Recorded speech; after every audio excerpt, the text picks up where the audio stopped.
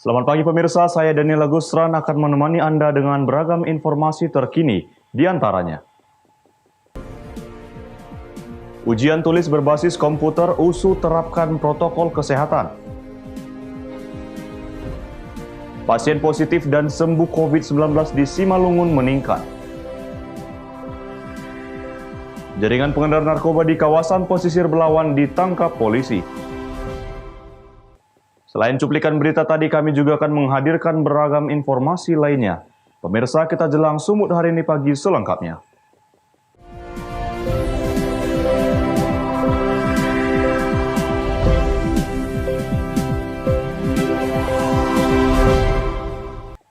Pemirsa, Rektor USU meninjau beberapa lokasi ujian tulis berbasis komputer seleksi bersama masuk perguruan tinggi negeri 2020 gelombang pertama. Dalam pelaksanaannya, pihak kampus menerapkan protokol kesehatan kepada peserta ujian. Pelaksanaan ujian tulis berbasis komputer seleksi bersama masuk perguruan tinggi negeri 2020, gelombang pertama di Universitas Sumatera Utara, Minggu sore menerapkan protokol kesehatan. Terlihat para peserta ujian melakukan cuci tangan, pengukuran suhu tubuh hingga menggunakan masker di dalam ruangan. Hal ini sudah ditetapkan pemerintah di era new normal atau kenormalan baru dalam pencegahan penyebaran COVID-19. Selain itu, Rektor Universitas Sumatera Utara Runtung Sitepuh terlihat melakukan peninjauan di setiap ruangan ujian untuk memastikan para peserta tetap menjaga jarak dalam proses seleksi ujian masuk. Ia juga menyebutkan pelaksanaan ujian tulis berbasis komputer ini sudah mulai berjalan tanggal 5 Juli selama 10 hari ke depan. Dan sebanyak 35.000 lebih peserta ujian sudah mendaftar. Namun untuk Universitas Sumatera Utara sendiri mampu menampung kuota sebanyak 3.000 calon mahasiswa. Pagi kita pantau berjalan lancar dan ini pun udah kita lihat dua lokasi juga berjalan lancar, yang mudah-mudahan sampai berakhir nanti seperti apa yang sudah terjadi pada hari ini, karena kita 14 hari nih untuk gelombang pertama ini dari tanggal 5 sampai tanggal 14. Ya, tanggal 5 sampai dengan 14 ya. Jadi sampai hari ini yang kita lihat persiapan matang dan pelaksanaan juga lancar.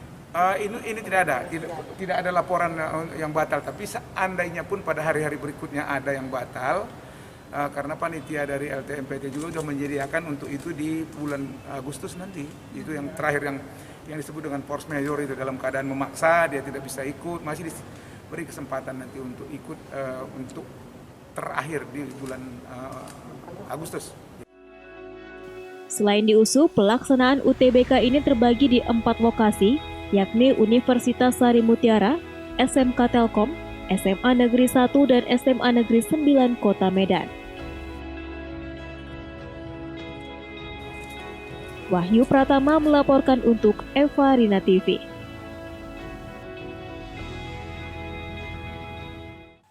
Setelah ditutup kurang lebih selama 3 bulan, Gereja GKPI Jemaat Khusus Simpang Pane Kabupaten Simalungun kembali melaksanakan peribadahan menuju new normal dengan menerapkan protokol kesehatan yang ketat.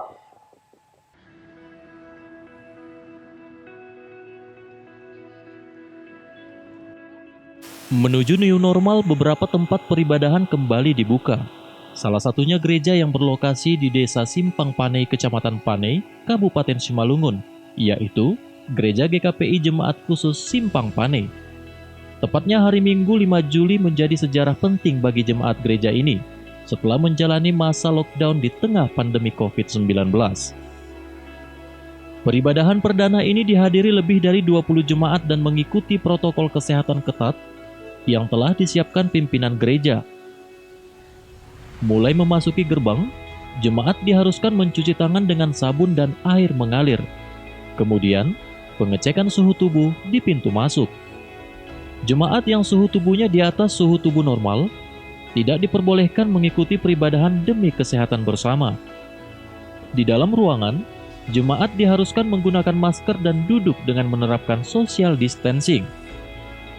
Waktu ibadah dilaksanakan selama 1 jam, dan pelayanan gereja yang melayani juga menggunakan APD lengkap, seperti masker dan sarung tangan, termasuk dalam penghitungan persembahan.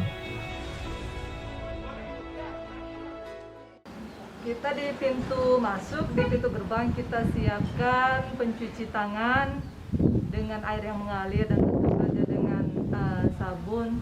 Kemudian di pintu masuk gereja, sebelum masuk dicek suhunya dulu.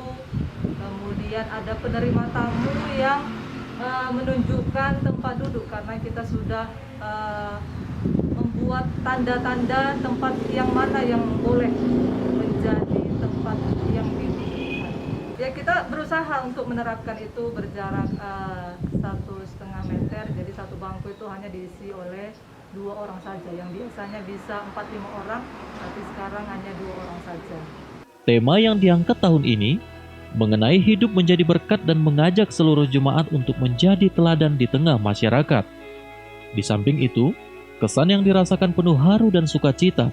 Jemaat juga sangat antusias untuk beribadah.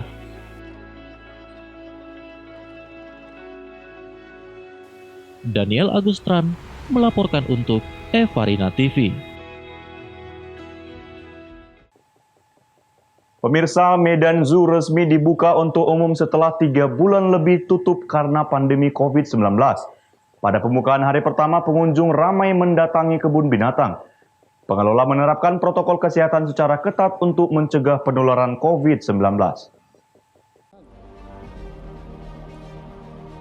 Setelah tutup selama lebih dari 3 bulan akibat pandemi COVID-19, Minggu siang, Medan Zoo atau Kebun Binatang Medan yang terletak di Jalan Bunga Rampai, Medan, Sumatera Utara kembali dibuka untuk umum. Dengan tetap menerapkan protokol kesehatan, warga yang ingin berkunjung diwajibkan mengikuti aturan dengan mencuci tangan, diukur suhu tubuhnya, serta aturan wajib masker di areal kebun binatang. Namun sangat disayangkan, meskipun pihak manajemen telah membuat aturan larangan bagi pengunjung usia di atas 60 tahun, serta bayi 5 tahun, tetap saja masih terlihat banyak lansia dan balita berada di areal Medan Zoo. Padahal usia tersebut sangat rentan terhadap penyakit.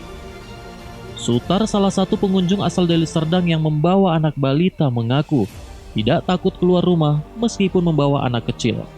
Menurutnya dengan tetap menggunakan masker dan menjaga jarak sudah cukup untuk mencegah COVID-19.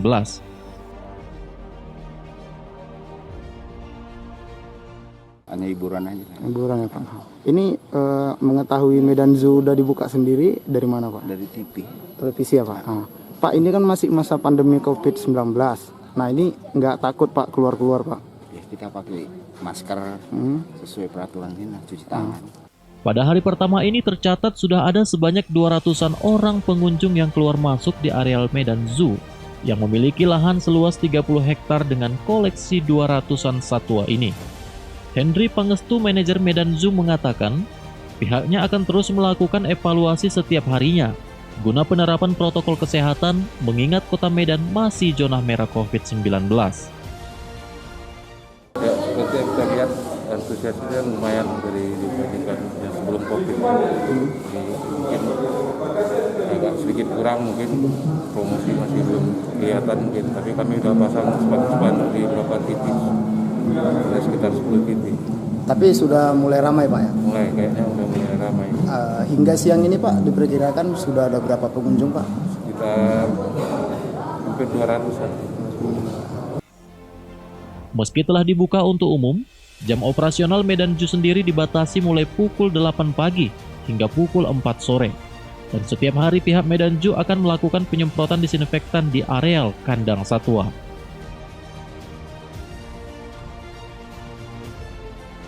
Daniel Pekuali melaporkan untuk Evarina TV.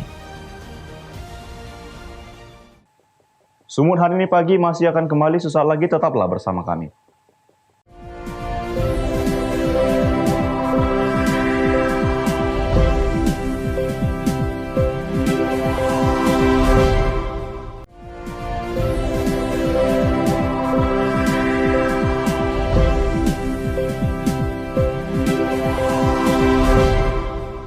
Terima kasih masih bersama kami. Pemirsa, kasus positif COVID-19 di Simalungun masih terus meningkat.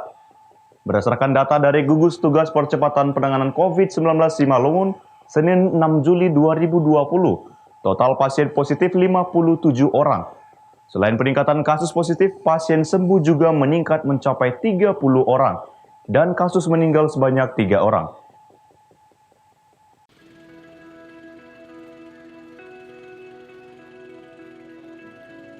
Berdasarkan data dari Gugus Tugas Percepatan Penanganan COVID-19 Kabupaten Simalungun, kasus positif COVID-19 di Simalungun masih terus terjadi peningkatan.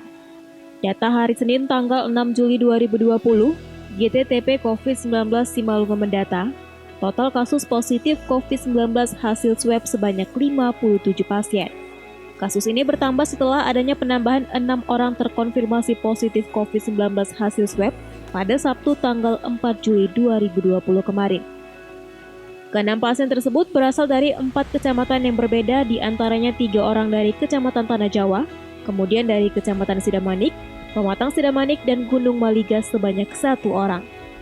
Selain penambahan kasus positif, tren pasien sembuh COVID-19 juga terus bertambah. Total pasien sembuh saat ini mencapai 30 orang. Data ini bertambah pada Jumat tanggal 3 Juli 2020 kemarin, setelah 4 orang warga Nagori Tanjung Hataran yang dirawat di Rumah Sakit Darurat Fasilitas Khusus COVID-19 Tibatu 20 dinyatakan sembuh hasil pemeriksaan 2 kali swab dengan hasil negatif. Sedangkan pasien meninggal positif COVID-19 bertambah 1 orang, sehingga total menjadi 3 orang. Kemudian untuk wilayah pemetaannya, dari 32 kecamatan se-Simalungun, ada 17 kecamatan yang terdata warganya positif COVID-19 dan kasus terbanyak masih di Kecamatan Bandar Huluan.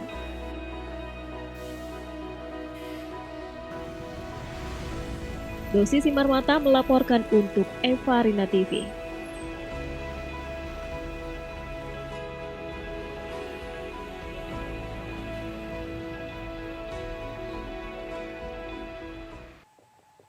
Satu keluarga di kota Sibolga, Sumatera Utara menolak dibawa tim gugus tugas COVID-19 untuk menjalani isolasi di rumah isolasi lantaran ketakutan. Penjemputan satu keluarga yang terdiri dari ibu dan seorang anak di Jalan Pari, Kota Sibolga, dikarenakan orang tua dari keluarga tersebut meninggal dunia dengan status pasien positif COVID-19. Berjam-jam lamanya, petugas tim gugus tugas Kota Sibolga bersama aparat Kecamatan Kota Sibolga beserta TNI Polri berupaya membujuk keluarga pasien positif COVID-19 agar bersedia menjalani isolasi di rumah isolasi penanganan kasus COVID-19 yang telah disediakan oleh Pemkot Sibolga di kawasan Aik Parambunan. Penolakan pasien positif COVID-19 ini lantaran mereka ketakutan tinggal di rumah isolasi penanganan COVID-19 dan lebih memilih melakukan isolasi mandiri. Memang tadi rencana kita mau kita bawa. Ya, kalau pemateri kesehatannya kurang baik, ada hal-hal yang mencurigakan, kita akan bawa ke tempat pelayanan kesehatan.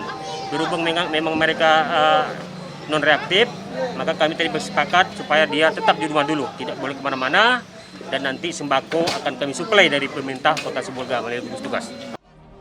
Setelah dilakukan pendekatan, akhirnya tim gugus tugas Kota Sibolga mengalah dan membiarkan keluarga tersebut melakukan isolasi mandiri dengan ketentuan tidak diperbolehkan keluar rumah selama dalam pemantauan. Penjemputan keluarga pasien positif COVID-19 itu sendiri menjadi perhatian warga sekitar. Bahkan sempat sejumlah warga mendesak agar gugus tugas Kota Sibolga membawa keluarga tersebut untuk menjalani isolasi di rumah isolasi penanganan kasus COVID-19.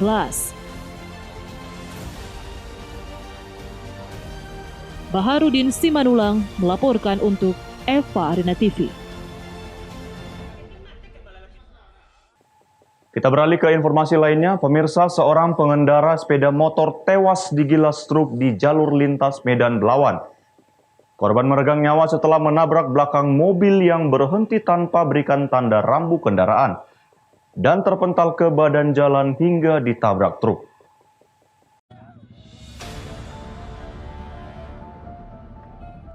Seorang pengendara sepeda motor yang tewas bernama Rosida Manulang, warga Boksit Rel Lingkungan 1, Kecamatan Medan Deli, tewas digilas truk kontainer di samping Aloha, Kecamatan Medan Labuhan, Sumatera Utara.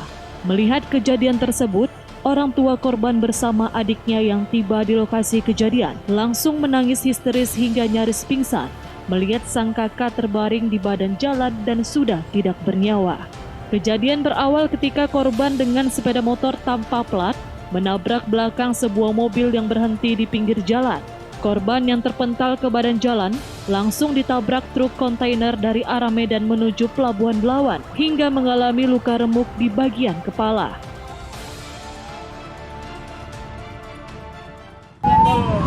Mobil Avanza, ya mobil Avanza. Kemudian terjatuh, disambarlah oleh mobil kontainer. Nah itulah yang kita dapatkan informasi dari masyarakat sekitar kejadian. Satuan lalu lintas dari Polsek Medan Labuhan yang tiba di lokasi kejadian langsung melakukan olah TKP dan mengevakuasi korban ke Rumah Sakit Pringadi Medan. Hingga kini petugas masih melakukan pencarian supir yang kabur dan akibat peristiwa tersebut lalu lintas dari arah Medan menuju Pelabuhan Belawan dan sebaliknya mengalami kemacetan panjang. Wahyu Pratama melaporkan untuk Eva Rina TV. Sumut hari ini pagi masih akan kembali sesaat lagi, tetaplah bersama kami.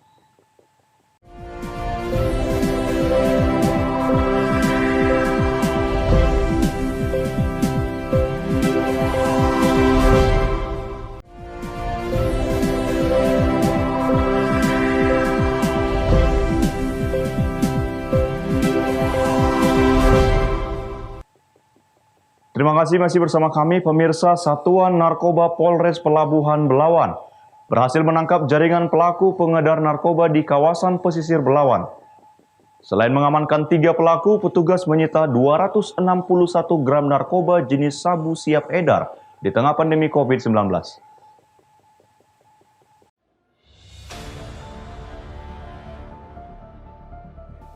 Tiga pelaku jaringan pengedar narkoba bernama Sulaiman alias Agam, Irfansyah dan Marzuki alias Zuki ditangkap petugas Polres Pelabuhan Belawan di 3 tempat terpisah di kawasan Kecamatan Medan Labuhan dan Medan Marelan, Kota Medan, Sumatera Utara.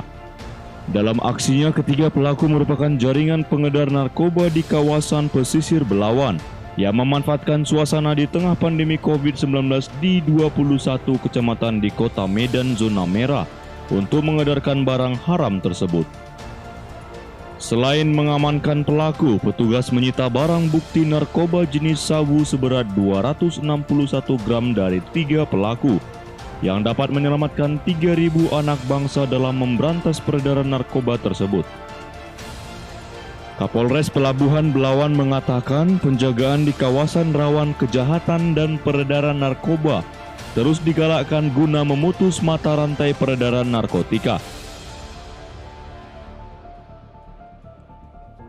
Kita tidak henti-hentinya memerangi kejahatan yang ada khususnya di wilayah Polres Pelabuhan Belawan. Setiap saat tetap siaga, tetap siap mengantisipasi itu dengan melakukan patroli bersama, menjaga persimpangan-persimpangan dan memapping tempat-tempat rawan yang sering terjadi. Ini kita selalu upayakan untuk melakukan patroli. Untuk mempertanggungjawabkan perbuatannya, para pelaku mendekam di teralis besi Polres Pelabuhan Belawan. Polres Pelabuhan Belawan juga berkoordinasi dengan Polda Sumut untuk mengejar bandar besar yang sudah diketahui identitas dan keberadaannya. Wahyu Pratama melaporkan untuk Eva Rina TV. Pemirsa, Satres Narkoba Polres Labuhan Batu meringkus seorang pengedar narkoba yang sempat viral di media sosial. Dari tangan tersangka, petugas mengamankan 3 paket siap edar dengan berbagai ukuran. MN, warga rantau Prapat, Labuhan Batu, Sumatera Utara ini akhirnya mendekam di sel Satres Narkoba Polres Labuhan Batu akibat ulahnya yang telah membuat resah warga hingga viral di media sosial. Pria yang diduga terlibat dalam jaringan peredaran narkoba di Labuhan Batu ini diringkus personil kepolisian saat hendak bertransaksi. Kasat Narkoba Polres Labuhan Batu menjelaskan, berawal dari pengaduan masyarakat dan sempat viral di media sosial, pihaknya berhasil mengungkap peredaran narkoba dan mengamankan seorang pengedar beserta narkoba jenis sabu yang siap edar.